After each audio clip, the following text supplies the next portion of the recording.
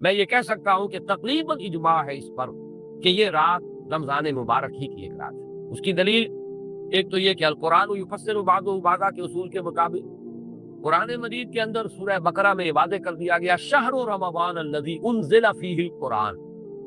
رمضان مبارک کا مہینہ وہ ہے کہ جس میں قرآن نازل کیا گیا، اور یہاں فرمایا انا انزلناہ فی لیلۃ القدر،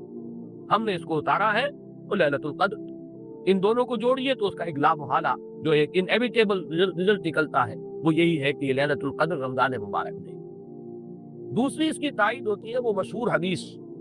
جس کو الحمدللہ کہ ہم نے بہت عام کیا ہے، رمضان مبارک کی آمد سے قبل کوشش ہوتی ہے ہر سال جو ہے اس کی یاد دہانی کرا دی جائے۔ ایک طویل خطبہ جو حضور نے دیا تھا، خطبنا رسول اللہ صلی اللہ علیہ وسلم فی آخر یوم من شعبان، یہ حضرت سلمان فارسی رضی اللہ تعالیٰ عنہ سے مروی ہے کہ حضور نے شعبان کے آخری دن ہمیں خطبہ ارشاد فرمایا، یا ایھا الناس قد اظلکم شہر عظیم شہر مبارک شہر فیہ لیلۃ خیر من الف شہر، لوگوں آگاہ ہو جاؤ، تم پر ایک بہت مبارک مہینے نے، بڑی عظمت والے مہینے نے سایہ کر دیا ہے، سایہ فگن ہو گیا ہے تم پر ایک مہینہ جو بڑی عظمت والا ہے، شہر عظیم جو بڑی برکت والا ہے، شہر مبارک، اور تیسرا جملہ اس میں یہی ہے شہر فیہ لیلۃ خیر من الف شہر، وہ مہینہ کہ جس میں ایک رات وہ بھی ہے کہ جو 1000 مہینوں سے افضل ہے۔ ان دونوں چیزوں کے حوالے سے تقریباً دلائل بھی موجود ہیں، اور ویسے یہ کہ جیسا کہ میں عرض کر چکا ہوں اجماع ہے کہ یہ رمضان مبارک ہی کی ایک شب ہے۔ لیکن رمضان مبارک کی کون سی شب ہے، اس پر بعض مفسرین نے تو لکھا ہے کہ 40 قول ہیں۔ چنانچہ صاحب تفسیر مظہری قاضی ثناء اللہ پانی پتی نے، میں نے وہ تفسیر تو نہیں پڑھی، کہ 40 قول نقل کیے، لیکن امام راضی نے جو 9 قول نقل کیے ہیں وہ میں تیزی کے ساتھ آپ کو سنا دیتا ہوں۔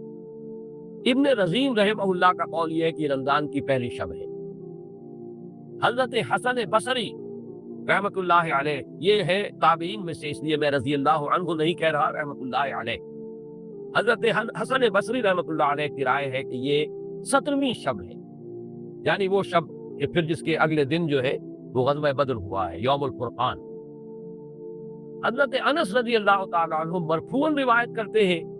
کہ یہ 19ویں شب ہے۔ محمد بن اسحاق جو بہت بڑے سیرت نگار ہیں حضور کے، ان کا قول ہے کہ یہ 21ویں شب ہے۔ حضرت عبداللہ ابن عباس رضی اللہ تعالیٰ عنہما سے قول جو ہے مروی ہے کہ یہ 23ویں شب ہے۔ حضرت عبداللہ ابن مسعود رضی اللہ تعالیٰ عنہ سے مروی ہے کہ یہ 24ویں شب ہے، اور اس کو میں ذرا اہمیت دیتا ہوں اس لیے کہ 24ویں شب جو ہے سورہ علق کی ابتدائی آیات کے نزول کے ضمن میں کچھ حساب کتاب کے جوڑنے سے 24ویں اور 25ویں شب کا بھی معاملہ جڑتا ہے، جو کہ میں نے آپ کو سورہ علق کے درس کے دوران بتایا تھا۔ اس کے بعد حضرت ابو ذر غفاری رضی اللہ تعالیٰ عنہ کا قول ہے کہ یہ 25ویں شب ہے۔ اس کے بعد حضرت ابی ابن کعب رضی اللہ تعالیٰ عنہ کا قول ہے، یہ وہ ہے جن کو کہ حضور نے خود فرمایا کہ اقرأہم ابی ابن کعب، قرآن مجید کے سب سے بڑے قاری حضرت ابی ابن کعب ہے رضی اللہ تعالیٰ عنہ، اور ان کے بھی سینے پر آپ نے تھپکی دی تھی۔ ایک سوال کیا آپ نے کہ سب سے عظیم سورت کون سی ہے، اور جب انہوں نے صحیح جواب دے دیا سورہ فاتحہ، تو پھر یہ کہ اس پر حضور نے تھپکی دی کہ تمہیں اللہ تعالیٰ نے بہت صحیح مناسبت عطا کی ہے عید کے ساتھ۔ ان کی اور صحابہ میں سے بہت سے لوگوں کی رائے، یہاں تک کہ یہ کہا جا سکتا ہے کہ بقیہ اقوال جو ہے وہ شاذ کے درجے میں ہے، اور یہ گویا کہ اگر اجماع نہ کہا جائے تو بہت حد تک اتفاق کے درجے میں ہے کہ یہ 27ویں شب ہے۔ اور اس 27ویں شب کے ضمن میں حضرت عبداللہ ابن عباس سے ایک روایت میں پہلے آپ کو بتا چکا ہوں کہ 23ویں شب، لیکن 27ویں شب کے ضمن میں جو مختلف روایات حضرت عبداللہ ابن عباس رضی اللہ تعالیٰ عنہما سے مروی ہیں، ان میں بھی کچھ لطیف نکات ہیں، وہ میں بعد میں بیان کروں گا۔ اس کے بعد ایک شاذ قول اور بھی ہے کہ یہ 29ویں شب ہے۔ تو یہ گویا کہ 9 ہیں اقوال، جن میں سے بعض جلیل القدر صحابہ کے ہیں، عبداللہ ابن مسعود، ابو ذر غفاری، ابن عباس، ابی ابن کعب، لیکن یہ ہے کہ سب سے زیادہ جو اتفاق اگر اجماع نہ کہا جائے تو 27ویں شب پر ہے۔ اس 27ویں شب کے بارے میں حضرت عبداللہ ابن عباس نے 3 نکتے بیان کیے۔ ایک نکتہ تو یہ ہے کہ یہ پوری سورہ مبارکہ جو ہے سورۃ القدر، اس میں 30 الفاظ ہیں، اور ان 30 الفاظ میں سے 27واں لفظ ہے ہیا حتی مطلع الفجر، یہ 27واں ہے۔ اس کے اعتبار سے گویا کہ انہوں نے ایک ربط قائم کیا ہے کہ یہ 27ویں شب ہے۔ ایک بات انہوں نے یہ کہی ہے کہ اللہ تعالیٰ کو وطر محبوب ہے، اللہ وطر و یحب الوطر، اللہ खुद भी अकेला है और वित्र को पसंद करता है। फिर ये कि वित्र जो है, अब रमजान मुबारक के अंदर अगर वो वित्र शुमार किए जाएंगे तो 14-15 वित्र बन जाएंगे, लेकिन उसमें चूंकि आखिरी अशरे के बारे में बहुत सी रिवायात जो है उनका तकरीबन इजमा हो जाता है कि आखिरी अशरे में, तो आखिरी अशरे में भी 5 वित्र आएंगे, 21वीं, 23वीं, 25वीं, 27वीं, 29वीं।